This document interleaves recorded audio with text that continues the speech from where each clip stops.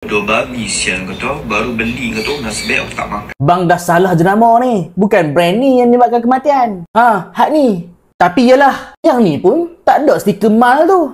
Stiker ni. Stiker ni diperlukan kalau produk tu kategori suplemen, kategori tradisional. Produk tu memang ubat yang kita beli over the counter. Ubat yang ada racun terkawal, ubat tanpa racun terkawal. Itu semua perlukan stiker ni. Maksudnya, semua tu kena daftar dengan NPRA, Bahagian Perkhidmatan Farmasi Agensi Regulatory Malaysia. Maksudnya, founder nak buat suplemen kesihatan, kena datang sini, dapat pengesahan, bagi sampel. Lepas tu, NPRA kena check setiap batch tu, apa ramuan dia, apa ingredient dia. Sangat detail sebenarnya. Sebab tu tak mudah dapat stiker ni, weh. Tak mudah, aku tahulah. Persoalan nombor 2. Yang pasal kes kematian ni. Yes, faham. Dikaitkan dengan produk ni. Yang mana produk ni ada glutathione. Untuk pengetahuan apa, glutathione ni walaupun bukan ubat, tetapi dia dalam kategori negatif dokumen panduan pendaftaran ubat. Maksudnya glutathione ni, macam mana cerita kat hangpa Dia bukan macam paracetamol, dia bukan macam N6, dia bukan macam ubat aspirin ataupun ubat cair darah, ubat kolesterol, metformin. Bukan. Dia just bahan aktif yang dos dia tu memang sepatutnya kategori suplemen. Korang kena faham beza suplemen dengan makanan tambahan adalah macam buah-buahan yang dikisarkan menjadi powder, adalah stabilizer sikit, isomalt, kadang-kadang letak maltodextrin tanpa bahan aktif yang macam glutathione yang dikeraskan menjadi chewable tablets. Yang ni makanan tambahan.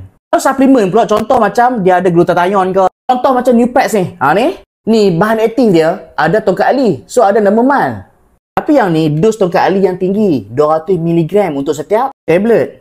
Habis tu kopi yang ada tongkat ali tu nak kena ada 6 ml lah. Kan sebab ada tongkat ali dalam ni. Yes, betul. Tapi hang kena faham. Dalam ni tongkat ali 50 mg je setiap sachet. So, bila dos yang rendah, dia letak dalam minuman, benda tu tak dikonsider sebagai suplemen.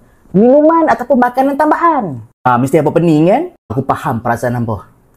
Tapi isu glutathione ni, aku ada baca jugalah keratan akhbar ataupun news yang mengatakan kematian tu. Metro, M-Star. Tapi satu pun tak mengatakan yang glutathione ni direct punca kepada kematian. Berdasarkan carian awal, tiada kiriman di media sosial dari keluarga rapat ataupun kenalan yang mengesahkan terdapat kematian wanita selepas mengambil produk makanan kesihatan terbabit. So, aku tak jelas kat sini betul-betul glutathione yang dia makan tu punca kematian ataupun ada benda lain.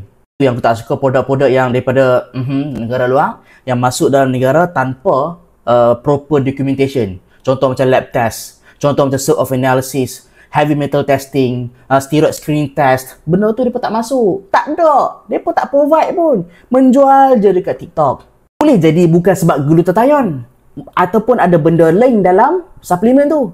Wallahualam. Kalau lah nak kata betul-betul glutathione ni bahaya, hati kita sendiri boleh hasilkan glutathione. Ni, sel apa? Sel hati, hepatocyte. Macam mana sel hati kita boleh hasilkan glutathione sendiri?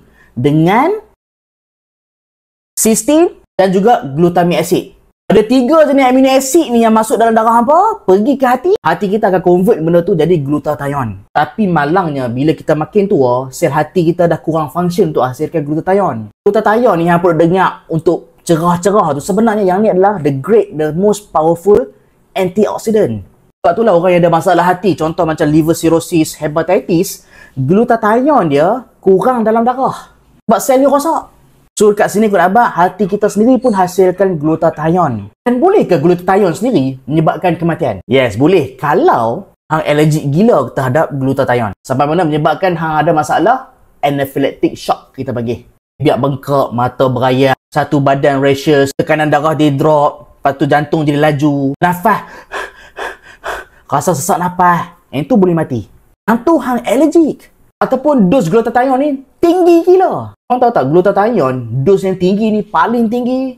Yang masalah adalah hang tahu tak berapa concentration glutathione dalam drip? Boleh jadi 1200 ke 1600. Dan drip bukan drip sekali. Kadang-kadang seminggu sekali, kadang-kadang 2 minggu sekali, kadang-kadang seminggu 2 kali. Bayangkan 1200 masuk dalam darah hang. Direct terus masuk. Bukan makan, direct masuk dalam darah. Increase in toxicity lah dalam darah.